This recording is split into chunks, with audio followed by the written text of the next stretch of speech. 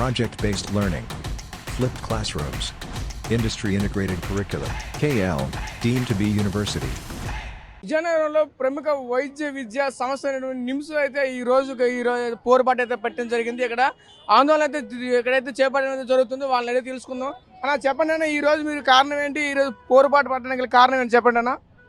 గత 62 రోజులుగా విజయనగరంలో ఉన్నటువంటి మిమ్స్ హాస్పిటల్ పనిచేస్తున్నటువంటి ఉద్యోగులు మాకు వేధిస్తున్నారు, సస్పెండ్ చేస్తూ ఉన్నారు, వేతన ఒప్పందం ఆగిపోయింది, వేతన ఒప్పందం చేయాలని చెప్పేసి బకాయిలు ఉన్న డిఏలు ఇవ్వాలని చెప్పేసి 62 రోజులు పోరాడుతుంటే యాజమాన్యం ఉద్యోగ సమస్యలు పరిష్కారం చేయకుండా బెదిరిస్తూ అదిరిస్తూ ఈరోజు సస్పెండ్ చేస్తూ నోటీసులు ఇస్తూ ఉంది.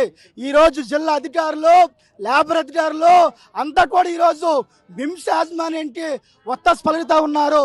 ఈరోజు మిమ్స్ యాజమాన్యం ఈరోజు కోవిడ్ టైంలో ఉద్యోగులు సేవలు చేస్తూ ఉంటే వాళ్ళ ప్రాణాలని పణంగా పెట్టి వైద్య సేవలు అందించిన ఉద్యోగులను ఈరోజు పట్టించుకోకుండా మొండిగా వ్యవహరించడం అనేది అన్యాయం అని చెప్పేసి ఈరోజు మేము భావిస్తూ ఉన్నాం.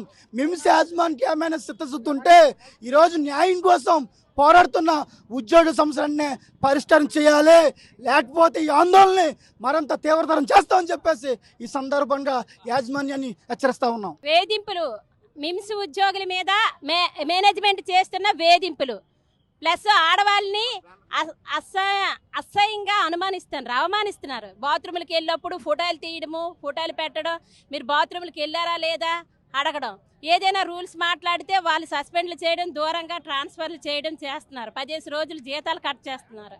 ఇప్పుడు 2 నెలల నుంచి మేము ధర్నా చేస్తాము, కానీ ఒక్కరు స్పందించట్లేదు. కాగా మా మీద కేసులు, తప్పుడు ప్రచారాలు చేస్తూ కేసులు పెడుతున్నారు. అంటే పోలీస్ కేసులు పెట్టి మమ్మల్ని భయంపిస్తున్నారు.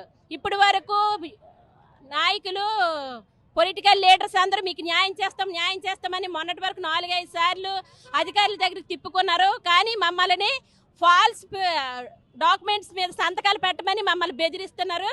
అందుకే మేము లోనకి వెళ్ళడానికి సిద్ధంగా లేము. మా సమస్యలు పరిష్కరించే అంతవరకు మేము ఎన్ని రోజులైనా సరే శ్రమపడి కష్టపడి విజయం సాధించే మేము సిఐటి యూనియన్తో సహా లోనకి వెళ్ళాలని మేము అందరమే ధర్నా చేస్తున్నాము. మీరు చెప్పండి అన్న, ప్రధానంగా కారణం ఏంటి? ఇక్కడ ఎందుకు మీరు ధర్నా చేపడుతున్నారు?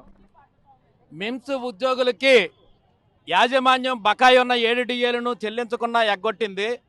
వేతన ఒప్పందం చెయ్యలేదు. 15 సంవత్సరాలుగా కాంట్రాక్ట్ ఉద్యోగులుగా పనిచేస్తున్న వాళ్ళని రెగ్యులర్ చేయలేదు.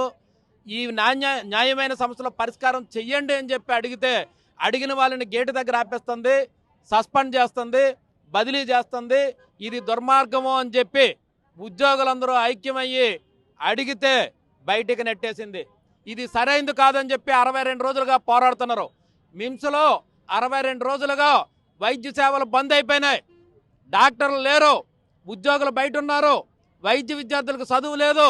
ఈరోజు మిమ్స్ డాక్టర్లు పేషెంట్లతో కలకల్లాడాల్సింది పోయి పోలీసులు లాయర్లతో కలకల్లాడుతుంది. దాన్ని పోలీస్ పికెట్గా మార్చేశారు. నిన్నను వైద్యం అందక విజయనగరం కనపాక నివాసి పడగల గంగులు డయాలసిస్ చెయ్యక మరణించాడు నిన్న ఉదయం 6 గంటలకి. అంటే యాజమాన్యం ప్రజల ప్రాణాలతో కూడా ఆడుకోవడానికి సిద్ధమైంది తప్ప ఉద్యోగుల సమస్యల పరిష్కారానికి ముందుకు రావడం లేదు, మొండిగా ఉంది. అందుకనే జిల్లా అధికారులు మేము డిమాండ్ చేస్తున్నాం, ప్రజాప్రతినిధులు మేము డిమాండ్ చేస్తున్నాం, లేబర్ అధికారులు మేము డిమాండ్ చేస్తున్నాం. వెంటనే కలుగు చేసుకోండి, సమస్య పరిష్కారానికి కృషి చేయండి. లేకపోతే 62 రోజులుగా టెంట్లో ఉన్నాం, ఈ రోజు రోడ్డు ఎక్కాం.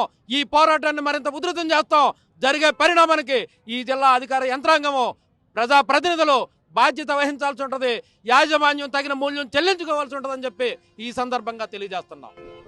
ఇది పరిస్థితి. ఇక్కడ చూసుకుంటే మిమ్స్ సంబంధించిన వైద్యులు అయితే మాత్రం దానికి తోడు ఇక్కడ ఉన్నటువంటి వైద్య సిబ్బంది, సహాయ సిబ్బంది అయితే మాత్రం ఎక్కడైతే ధర్నా చేపట్టారు. ప్రధానంగా వీళ్ళకి డిమాండ్ గత 62 రోజులుగా మేము ఎక్కడైతే మాకు కావాల్సిన న్యాయమైన డిమాండ్లు నెరవేర్చాలనేది మాత్రం వీళ్ళు కోరుకుంటున్నారు. ఈ రోజు చూసుకుంటే వాళ్ళకి అవి చేయట్లేదు అని చెప్పేసి ప్రజాప్రతినిధులు, అధికారులు స్పందించాలి, స్పందించకపోతే మేము రోడ్డు ఎక్కుతాం, మరింత ఉద్రిక్తత అయితే చేస్తామని చెప్పడం అయితే జరుగుతున్న పరిస్థితి మనం చూస్తున్నాం.